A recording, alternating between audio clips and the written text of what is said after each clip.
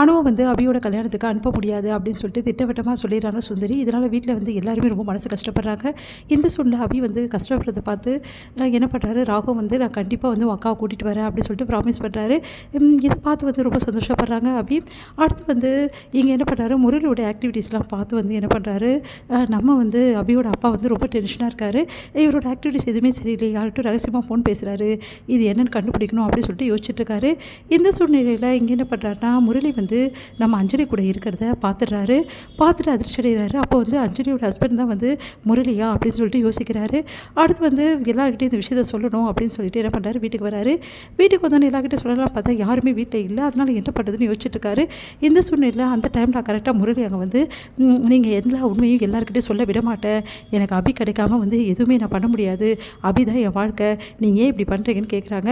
அதுக்கு வந்து நீ ஆல்ரெடி வந்து உனக்கு ஒரு ஒய்ஃப் இருக்கா, அதுவும் அவள் ரொம்ப நல்ல பொண்ணு, அந்த பொண்ணு விட்டுட்டு வேணும்னு என் பொண்ணை வந்து கட்டி ஏமாற்ற பார்க்குறியா, இவ்வளோ தைரியம் இருக்குன்றாரு.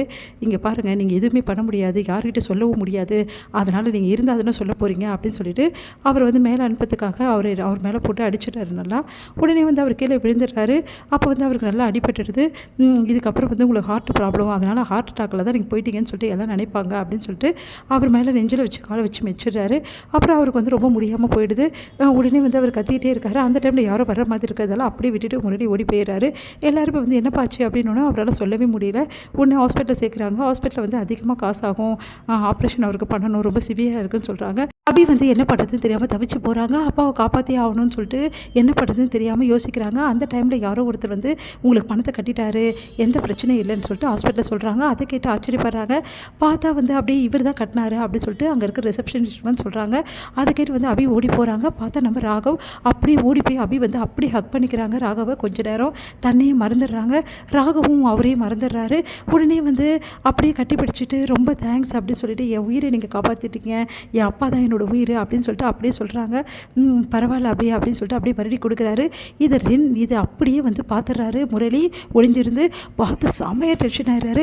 என்ன இவன் இப்படி கட்டிகிட்டு இருக்காளே ராகவை அப்படின்னு சொல்லிட்டு, இந்த ராகவ் வந்து இப்படி பண்ணிட்டானே, நம்ம பிளான் எல்லாம் சொதப்பிட்டானே, எப்படியாவது பணத்தை இருந்து கொடுத்து அந்த வீட்டுக்கே வந்து நான் தான் வந்து ஹீரோ ஆகலான்னு பார்த்தனே அப்படின்னு சொல்லிட்டு செமையாக டென்ஷன் ஆகிறாங்க.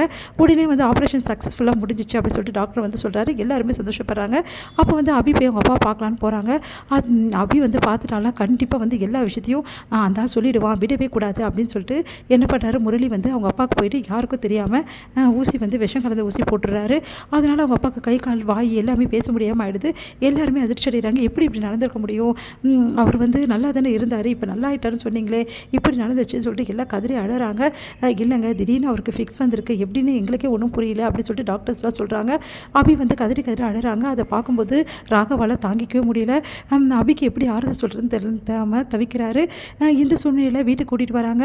ஏற்பாடுலாம் அப்படியே நிற்கிது. ஆனால் உண்மையிலே வந்து உங்கள் அப்பா வந்து கல்யாணம் பண்ண தான் சொல்லுவார் அப்படி சொல்கிறாங்க. அபி வந்து நான் ஒத்துக்கவே முடியாது இந்த கல்யாணத்துக்கு, என் அப்பா என்னைக்கு குணமாறோ அன்றைக்கி தான் எனக்கு கல்யாணம் அப்படின்னு சொல்லிட்டு திட்டவட்டமாக சொல்லிடுறாங்க.